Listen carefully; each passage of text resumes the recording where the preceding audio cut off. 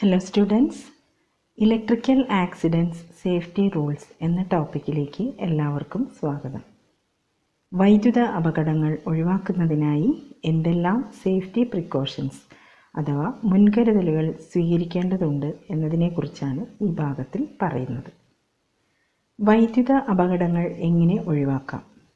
പൊട്ടി വീണ് കിടക്കുന്ന വൈദ്യുതി കമ്പി എടുത്തു മാറ്റാൻ ശ്രമിക്കരുത്. പ്രസ്തുത വിവരം ഉടൻ KCB ഓഫീസിൽ അറിയിക്കുക. പ്രസ്തുത ലൈൻ ഓഫ് ചെയ്യുന്നതുവരെ അപകട സ്ഥലത്തേക്ക് ആളുകൾ കടന്നു വരുന്നത് തടയുക. വൈദ്യുതിയുമായി ബന്ധപ്പെട്ട ജോലികൾ ലൈസൻസ് ഉള്ള വയർമാൻമാരെ മാത്രം ഉപയോഗിച്ച് ചെയ്യുക. അറിയാത്ത ജോലി ചെയ്യാൻ ശ്രമിക്കുന്നത് അപകടമുണ്ടാക്കാൻ സാധ്യതയുണ്ട്. ഓഫ് ചെയ്തു എന്നും യാതൊരു കാരണവശാലും വൈദ്യുതി പ്രവഹിക്കില്ല എന്ന് ഉറപ്പുവരുത്തിയും മാത്രമേ വൈദ്യുതിയുമായി ബന്ധപ്പെട്ട ജോലികൾ ചെയ്യാൻ പാടുള്ളൂ. വൈദ്യുതി പോസ്റ്റിലോ സ്റ്റേ വയറിലോ അയകെട്ടി തുണി ഉണക്കരുത്. ഇങ്ങനെ ചെയ്യുന്നത് ഷോക്ക് ഏൽക്കുന്നതിന് ഇടയാകും. വൈദ്യുതി പോസ്റ്റിലോ സ്റ്റേ വയറിലോ പശുവിനെ കെട്ടരുത്. ഇങ്ങനെ ചെയ്യുന്നത് മൃഗങ്ങൾക്കും നിങ്ങൾക്കും ഇലക്ട്രിക് ഷോക്ക് ഏൽക്കുന്നതിന് ഇടയാക്കും. കോഴിക്കൂട്, കൃഷിസ്ഥലങ്ങളുടെ വേലി തുടങ്ങിയവയിലേക്ക് യാതൊരു കാരണവശാലും വൈദ്യുതി പ്രവഹിപ്പിക്കരുത്. ഇങ്ങനെ ചെയ്യുന്നത് നിങ്ങൾക്കും പക്ഷിമൃഗാദികൾക്കും മറ്റുള്ളവർക്കും ജീവഹാനി വരുത്തും. ഇത് നിയമവിരുദ്ധവും ശിക്ഷാർഹവുമാണ്. വൈദ്യുതി ലൈനുകൾക്ക് സമീപം പട്ടം പറത്തി കളിക്കരുത്. ഇങ്ങനെ ചെയ്യുന്നത് നിങ്ങൾക്കും കൂട്ടുകാർക്കും അപകടമുണ്ടാക്കും. വൈദ്യുതി ലൈനുകൾ തട്ടുന്ന വിധത്തിൽ വാഹനങ്ങൾ നിൽക്കുകയോ ലോഡ് കയറ്റുകയോ ചെയ്യരുത്. അശ്രദ്ധ അപകടം ക്ഷണിച്ചു വരുത്തും. വൈദ്യുതി ലൈനുകൾക്ക് സമീപത്തോ ചുവട്ടിലോ വീട് നിർമ്മിക്കരുത്. ഇത് അപകട സാധ്യത വർദ്ധിപ്പിക്കും. ഇങ്ങനെ ചെയ്യുന്നത് നിയമവിരുദ്ധമാണ്. വൈദ്യുതി ലൈനുകൾക്ക് ചുവടെ ലോഹ ഏണികൾ, ലോഹ പൈപ്പുകൾ എന്നിവ ഉപയോഗിച്ച് ജോലി ചെയ്യരുത്. അശ്രദ്ധ അപകടം ക്ഷണിച്ചു വരുത്തും. വൈദ്യുതി ലൈനുകൾക്ക് ചുവടെ വാഹനങ്ങളിൽ ലോഡ് കയറ്റാനോ ഇറക്കാനോ ശ്രമിക്കരുത്. അശ്രദ്ധ അപകടം ക്ഷണിച്ചു വരുത്തും. സുരക്ഷിതമല്ലാതെ വൈദ്യുത വയർ ടാപ്പ് ചെയ്ത് അലക്ഷ്യമായി തറയിലിടുന്നത് അപകടമുണ്ടാക്കും. ഇൻസുലേഷൻ ടേപ്പിൻ്റെ ഭംഗി ചെറിയ കുട്ടികളെ ആകർഷിക്കുകയും അവർ വയറിൽ നിന്ന് അത് പൊളിച്ചെടുക്കാൻ ശ്രമിക്കുകയും ചെയ്യുന്നത് അപകടമുളവാക്കും. അയൺ ബോക്സ്, മിക്സി തുടങ്ങിയ ഉപകരണങ്ങളുടെ കോഡ് വയർ കേടായതാണെങ്കിൽ ഉടൻ പുതിയത് മാറ്റിയിടുക. നാളേക്ക് മാറ്റിവെക്കുന്നത് അപകടം ക്ഷണിച്ചു വരുത്തും. വൈദ്യുതി ലൈനിന് സമീപത്തോ ചുവട്ടിലോ മരങ്ങൾ നട്ടു വളർത്തരുത്. കാലാകാലങ്ങളിൽ വൈദ്യുതി ലൈനിന് സമീപത്തായുള്ള മരച്ചില്ലകൾ വെട്ടിമാറ്റുന്ന പ്രവൃത്തിക്ക് KCB അധികൃതരുമായി സഹകരിക്കുക. വൈദ്യുത ലൈനിന് സമീപത്തായുള്ള മരങ്ങളിൽ നിന്നും ഇരുമ്പ് തോട്ടിയും മറ്റും ഉപയോഗിച്ച് പഴങ്ങൾ പറിക്കാൻ ശ്രമിക്കരുത്. ഇടിമിന്നൽ സമയത്ത് കേബിൾ TV പ്ലഗ് ഊരിമാറ്റാൻ ശ്രമിക്കരുത്. ധാരാളം അപകടങ്ങൾ ഇങ്ങനെ സംഭവിച്ചിട്ടുണ്ട്. അശ്രദ്ധ അപകടം ക്ഷണിച്ചു വരുത്തും. വൈദ്യുതിയെക്കുറിച്ചുള്ള അറിവില്ലായ്മയും അശ്രദ്ധയുമാണ് എല്ലാ വൈദ്യുത അപകടങ്ങൾക്കും കാരണം. ബോധവൽക്കരണവും ശ്രദ്ധയുമാണ് വൈദ്യുതി അപകടങ്ങൾ കുറയ്ക്കാനുള്ള മാർഗം. വൈദ്യുത അപകടങ്ങളെയും എടുക്കേണ്ട മുൻകരുതലുകളെയും കുറിച്ചുള്ള കൂടുതൽ വിവരങ്ങളിലേക്ക് നമുക്ക് പോകാം.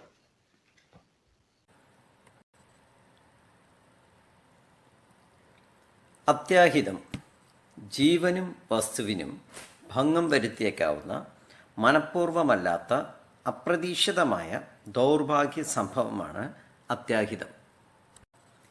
ഇലക്ട്രിക്കൽ ആക്സിഡൻറ്റ് ഉണ്ടാവാനുള്ള കാരണങ്ങൾ: 1. സുരക്ഷിതമല്ലാത്ത സാഹചര്യം. 2. സുരക്ഷിതമല്ലാത്ത പ്രവൃത്തി. 3. പ്രകൃതിക്ഷോഭം.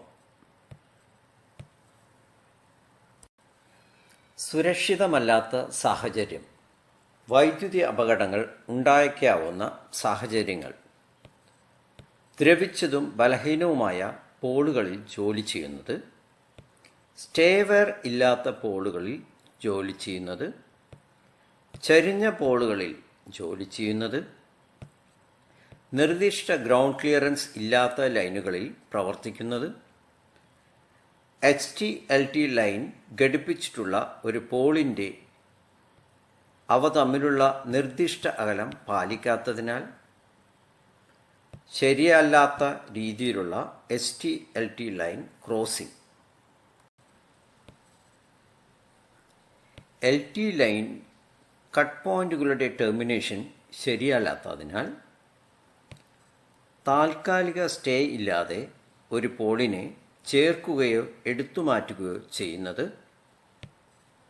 ഒരു പോളിൽ HT-LT ലൈൻ ഉണ്ടാവുകയും അവ രണ്ടും വ്യത്യസ്ത ഫീഡറുകളിൽ നിന്നും സപ്ലൈ ചെയ്യപ്പെടുകയും ചെയ്യുമ്പോൾ കോഷൻ ബോർഡ് ഇല്ലാത്ത അവസ്ഥയിൽ ഒരു ട്രാൻസ്ഫോമറിൽ നിന്ന് സപ്ലൈ ലൈനും മറ്റൊരു ട്രാൻസ്ഫോമറിൽ നിന്ന് സ്ട്രീറ്റ് ലൈറ്റ് കണക്ഷനും ആവുമ്പോൾ കോഷൻ ബോർഡ് ഇല്ലാത്ത അവസ്ഥയിൽ ഉപഭോക്താവിൻ്റെ വസതിയിൽ ശരിയല്ലാത്ത രീതിയിൽ ഘടിപ്പിച്ചിട്ടുള്ള ജനറേറ്റർ അല്ലെങ്കിൽ ഇൻവെർട്ടറിൽ നിന്നും വരുന്ന റിട്ടേൺ സപ്ലൈ,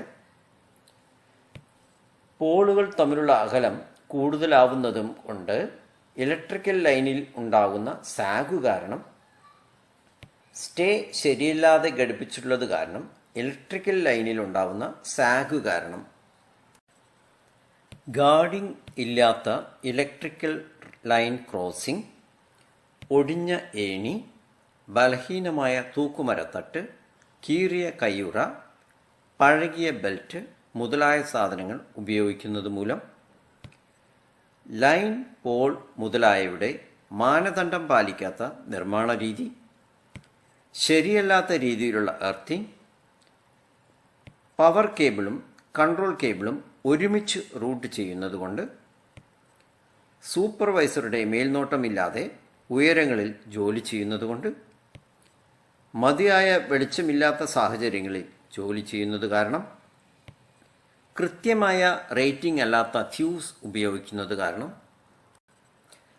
സുരക്ഷിതമല്ലാത്ത പ്രവൃത്തി, incoming, outgoing supply, back feeding, interlink എന്നിവയെക്കുറിച്ചുള്ള ധാരണയില്ലായ്മ, PPE ഉപയോഗിക്കാതെ ജോലി ചെയ്യുന്നതുകൊണ്ട്, അമിത ആത്മവിശ്വാസം, ഊഹാപോഹങ്ങൾ അടിസ്ഥാനമാക്കി ജോലി ചെയ്യുന്നത് മൂലം, ശരിയല്ലാത്ത ആശയവിനിമയ രീതി, AB സ്വിച്ച് ഓഫ് ചെയ്യാതെയും ഫ്യൂസ് ഊരി മാറ്റാതെയും ജോലി ചെയ്യുന്നതുകൊണ്ട്, മേലധികാരിയിൽ നിന്നും വർക്ക് പെർമിറ്റ് വാങ്ങാതെ ജോലി ചെയ്യുന്നത് മൂലം, ശ്രദ്ധയില്ലാതെ ഭാരം കൂടിയ വസ്തുക്കൾ ഉയർത്തുന്നത് കാരണം, ജോലി സ്ഥലത്ത് ഉണ്ടായേക്കാവുന്ന വഴക്ക്, കളിയാക്കൽ, ദേഷ്യം പിടിപ്പിക്കൽ തുടങ്ങിയവ, ജോലി സമയങ്ങളിൽ മൊബൈൽ ഫോണിൻ്റെ ഉപയോഗം, മദ്യപിച്ച് ജോലി ചെയ്യുക, ശരിയായ അറിവും പ്രവൃത്തി പരിചയവും ഇല്ലാതെ ജോലി ചെയ്യുന്നത് മൂലം, ഉയരങ്ങളിൽ ജോലി ചെയ്യുമ്പോൾ ടൂൾ എറിഞ്ഞു കൊടുക്കുന്നത് കാരണം. പ്രകൃതിക്ഷോഭം അപ്രതീക്ഷിതമാണ്. അതുമൂലം വ്യക്തികൾക്കും വസ്തുക്കൾക്കും നാശനഷ്ടങ്ങൾ ഉണ്ടാകുന്നു. പ്രകൃതിക്ഷോഭമുണ്ടാക്കുന്ന കാരണങ്ങൾ: 1. ശക്തമായ കാറ്റ്, ശക്തമായ മഴ, പ്രളയം, ഭൂകമ്പം.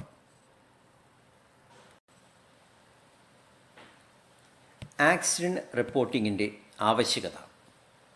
ഒട്ടുമിക്ക അപകടങ്ങളും ഒഴിവാക്കാനാകുമെന്ന് പരിചയത്തിലൂടെ തെളിയിക്കപ്പെട്ടിട്ടുണ്ട്. അപകടങ്ങൾ ഒഴിവാക്കുന്നതിനായി ഒരു സ്ഥാപനത്തിലെ മുഴുവൻ ജീവനക്കാരുടെയും ആത്മാർത്ഥമായ സഹകരണം ആവശ്യമാണ്. കാരണങ്ങൾ: ആക്സിഡന്റ് റെക്കോർഡ് ചെയ്യുന്നതുകൊണ്ട് ഈ അനുഭവങ്ങൾ മറ്റുള്ളവർക്ക് വഴികാട്ടിയാവും. ആക്സിഡന്റ് റിപ്പോർട്ട് ചെയ്യുകയും അവയെ വിശകലനം ചെയ്യുകയും ചെയ്യുന്നതിലൂടെ വീണ്ടും അത്തരത്തിലുള്ള അപകടങ്ങൾ ഉണ്ടാകുന്നത് ഒഴിവാക്കാനാവും. അപകടം വിശകലനം ചെയ്യുന്നതിലൂടെ ശരിയായ കാരണം കണ്ടെത്തുകയും അതിനെ ഒഴിവാക്കുകയും ചെയ്യാനാവും. അപകടങ്ങൾ കുറയ്ക്കാനാവും. ഇലക്ട്രിസിറ്റി ബോർഡിനുണ്ടാവുന്ന നഷ്ടപരിഹാരം കുറയ്ക്കാനാവും. ആർക്കെല്ലാം ആക്സിഡൻറ്റ് റിപ്പോർട്ട് ചെയ്യാം? പൊതുജനങ്ങൾ ടോൾ ഫ്രീ നമ്പറായ 9496010101 എന്ന ടോൾ ഫ്രീ നമ്പറിൽ വിളിച്ച് ആക്സിഡൻറ്റ് റിപ്പോർട്ട് ചെയ്യാവുന്നതാണ്. കൂടാതെ സെക്ഷൻ ഓഫീസറിനെ വിളിച്ച് അറിയിക്കാവുന്നതാണ്. സെക്ഷൻ ഓഫീസിലെ ജീവനക്കാർ സേഫ്റ്റി ഓഫീസറെ അറിയിക്കാവുന്നതാണ്. അസിസ്റ്റന്റ് എക്സിക്യൂട്ടീവ് എഞ്ചിനീയർ എക്സിക്യൂട്ടീവ് എഞ്ചിനീയറിനും എക്സിക്യൂട്ടീവ് എഞ്ചിനീയർ ഡെപ്യൂട്ടി ചീഫ് എഞ്ചിനീയറിനും ഡെപ്യൂട്ടി ചീഫ് എഞ്ചിനീയർ ചീഫ് എഞ്ചിനീയർക്കുമാണ് റിപ്പോർട്ട് ചെയ്യേണ്ടത്. മേലധികാരിക്ക് ആക്സിഡൻറ്റ് റിപ്പോർട്ട് ചെയ്യുമ്പോൾ റിപ്പോർട്ടിൽ ഉള്ളടക്കം ചെയ്തിരിക്കേണ്ട കാര്യങ്ങൾ എന്തെല്ലാം? അപകടത്തിനു മുൻപും അപകട സമയത്തുമുണ്ടായ ഇരയുടെ പ്രവൃത്തി, അപകടമുണ്ടായ രീതി, ക്ഷതമേറ്റതിൻ്റെ തീവ്രത, സാക്ഷി, സഹപ്രവർത്തകർ, മേലധികാരി എന്നിവരുടെ ഇടപെടൽ, ഫസ്റ്റ് എയ്ഡ്, മെഡിക്കൽ ഫെസിലിറ്റി മുതലായവ. Safety audit. അപകട സാധ്യത ഇല്ലാതാക്കലാണ് സേഫ്റ്റി ഓഡിറ്റിൻ്റെ ഉദ്ദേശം. അപകട കാരണങ്ങൾ കണ്ടെത്തുകയും അവയെ ഒഴിവാക്കുന്ന മാർഗങ്ങൾ നിർദ്ദേശിക്കുകയുമാണ് സേഫ്റ്റി ഓഡിറ്റ്. ഫീൽഡിലും സബ്സ്റ്റേഷനിലും ലൈൻമാൻ മതിയായ സേഫ്റ്റി ഉപകരണങ്ങൾ ധരിച്ചാണ് പ്രവർത്തിക്കുന്നതെന്ന് സ്വയം പാലിക്കേണ്ടതും മേലുദ്യോഗസ്ഥൻ ഉറപ്പുവരുത്തേണ്ടതുമാണ്. സേഫ്റ്റി ഓഡിറ്റ് നടത്തുന്നതിനായി സേഫ്റ്റി ഓഫീസർ ഉൾപ്പെടുന്ന കമ്മിറ്റി രൂപീകരിക്കേണ്ടതാണ്. ഈ പാഠഭാഗത്തിലെ വളരെ പ്രധാനപ്പെട്ട 2 ടേമുകളെ പരിചയപ്പെടുത്തുന്നു. ഒന്ന് step potential, 2 touch potential. Step potential. It's the difference in surface potential experienced by a person bridging a distance of 1 meter with the feet without contacting any grounded structure.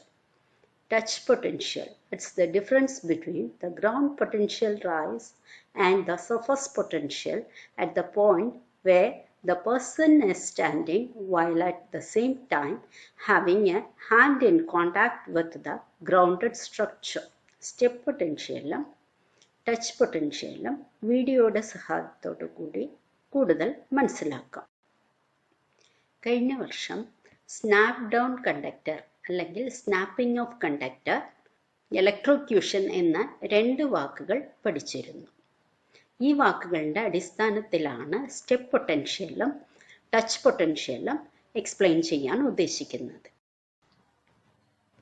ചിത്രത്തിൽ blue face conductor പൊട്ടി താഴെ വീണിരിക്കുന്നത് കാണാം. അതായത് snapped കണ്ടക്ടറായി ഇവിടെയുണ്ട്. ഈ conductor പൊട്ടി താഴെ വീഴുമ്പോൾ തന്നെ line to ground fault create ചെയ്യുകയും സബ്സ്റ്റേഷനിലുള്ള ബ്രേക്കർ ട്രിപ്പ് ആവുകയും ചെയ്യുന്നു. ഈ സമയപരിധിക്കുള്ളിൽ ഇവിടെ ഒരു വോൾട്ടേജ് ഗ്രേഡിയന്റ് ഡെവലപ്പ് ചെയ്യുകയും ഉണ്ടാവുന്നുണ്ട്.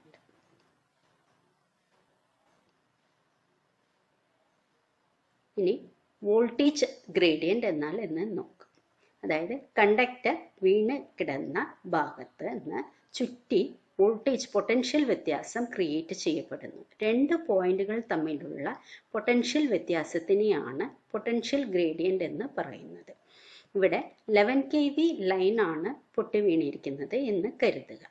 ഈ 11 kV ലൈനിൽ ഉണ്ടായ ആദ്യത്തെ വലയത്തിൽ 10 kV വോൾട്ടേജ് അതിനെ ചുറ്റി കുറഞ്ഞ വോൾട്ടേജുകളും ഉണ്ടായിരിക്കുന്നതാണ്.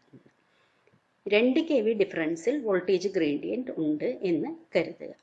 ഈ കണ്ടക്ടർ പൊട്ടി വീണ ഭാഗത്ത് നിന്ന് 10 മുതൽ 15 മീറ്റർ അകലം വരെയുള്ള ഭാഗങ്ങളിൽ പൊട്ടൻഷ്യൽ ഗ്രേഡിയന്റ് നിലനിൽക്കുന്നുണ്ട്.